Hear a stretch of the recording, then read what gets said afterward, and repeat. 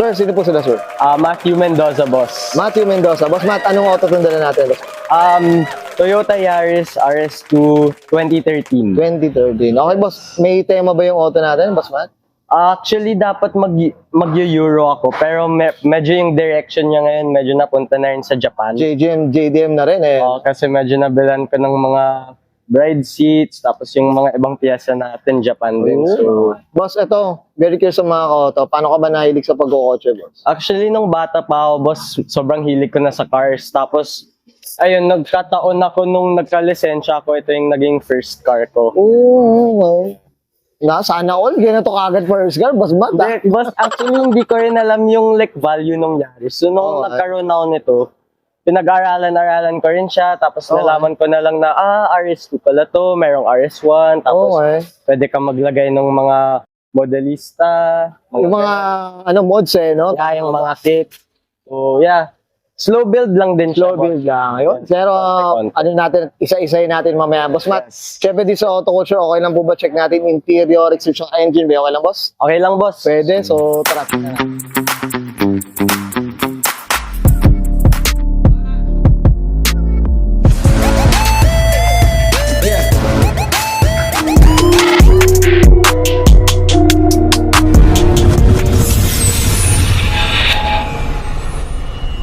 Tough long battery. Tough and long Okay, lasting. usapang interior tayo, boss Matt. Ano meron dito, boss? Sige po. So, ano lang siya, nag-add ako. Dati kasi as in all stock lang to. So, nag-add. Inuna ko ata tong head unit na 2 din. Tapos, nagpalit na rin ako ng steering wheel na move. Tapos, naka-works bell siya na quick release. Bagong inuwi ko pa to from Japan. Okay. Tapos, naka-CAG OB2 gauge. Tapos, nilagyan ko ng buckets. Bagong add din pala to, boss. Ano siya? OEM na center console pang Yaris talaga. Okay. Yeah, tapos, ayun. Ito rin, pinalitan ko yung mattings ng JDM na. RS na rin, boss. Yeah.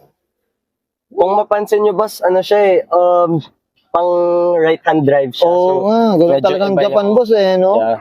Tapos ayun, pinalitan ko lang yung shift knob. Shift Matic lang na, ako. boss. Yan, basic. Gaganda ng mga items na ito ni boss. Yeah, tapos air freshener para ma-match yung... Para match the bride, eh. No? Yun, Yeah. basic. Boss Matt, okay na tayo sa loob. Check natin, labas. Okay na, boss. Okay. Usapang exterior tayo, boss Matt. Ano meron dito, boss? Sige po. Ito, boss, nilagyan ko siya ng modelista chin.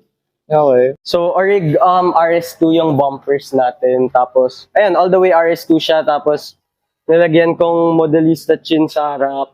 Tapos, itong hood ko, custom carbon fiber hood na bili ko lang from yung binibilhan ko ng mga pyesa. Shoutout kay John Del, Boss John Del. Oh, yun. Shoutout tayo dyan. Okay. Tapos, ito, Nets badge. Ng badge, no? So actually, nung nakuha ko yung car na to, as in, sobrang bone stock siya. So, bumili pa ako nung mga RS na badges. Marke ng pleto ko siya. Ito, boss, regarding sa kulay, boss Matthew, anong kwento dito? Ano ba? Orig color to, yung gray. Nung nabili ko, ganito na rin yung kulay niya. Okay. Tapos ayun, so yung OEM side skirt siya. Okay. Tapos ito rin nilagyan ko ng Vitz RS na sticker sa side. No. Yeah. Ang linis lang. Hindi, tsaka maganda rito yung silver na kulay, eh. Yeah, Boss, lang, ano suspension simple pa na natin, boss man? lang. Naka-TRD lowering spring with TRD shocks. CRD. Tapos naka 16s na BBS with Pilot Sport. Ganda. Ang linis lang mga kota. Boss, ito regarding sa mga salamin natin, tinted, tintless, ano ba? Tinted siya nung nakuha ko. Never ko ginalaw yung salamin. Pero ito, parang parang kan ba clear tint siya? Clear tint.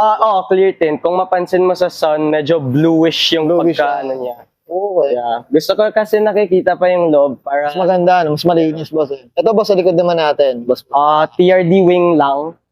Tapos kung mapansin nyo dito, boss, nilagyan ko nung parang ducktail siya. Parang pang wing extension lang ba? Okay. Ito, boss, Yan yung RS2 rin na rear bumper, modelista na rear chin para terno dun sa front. Terno doon sa yun, maganda. Kasi yun yung badges rin, isa ko pa to yung RS tsaka yung Vitz. Yung bits, eh, no? Yeah. Yes, Boss Matt, RS okay na taillight. tayo dito sa exterior. So, check natin yung makina, boss. Okay lang po? Okay lang Okay. boss. Sa pang engine bay tayo, Boss Matt. Ano meron dito, boss? Actually, yung engine ko as in, never ko pa siya nagagalaw. Okay, boss. All stock lang, 1NZ, 1.5.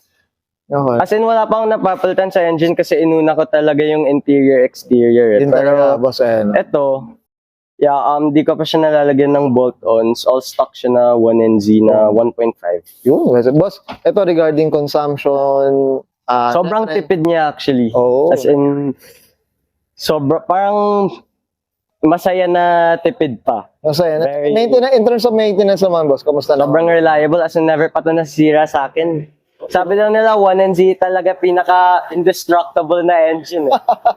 Ikaw na yung bibigay, boss. May bibigay daw.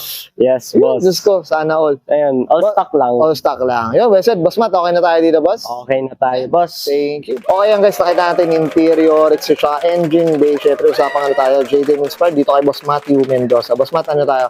Shoutout na tayo, boss. Sige po, go. Shoutout dun sa lahat ng piyesa na to. Shoutout kay Boss John Bell. Sa kanya ko na bili lahat ng mga parts ko dito eh. Yun, oh. Tapos syempre, shoutout sa mga kaibigan ko na kasama ko today.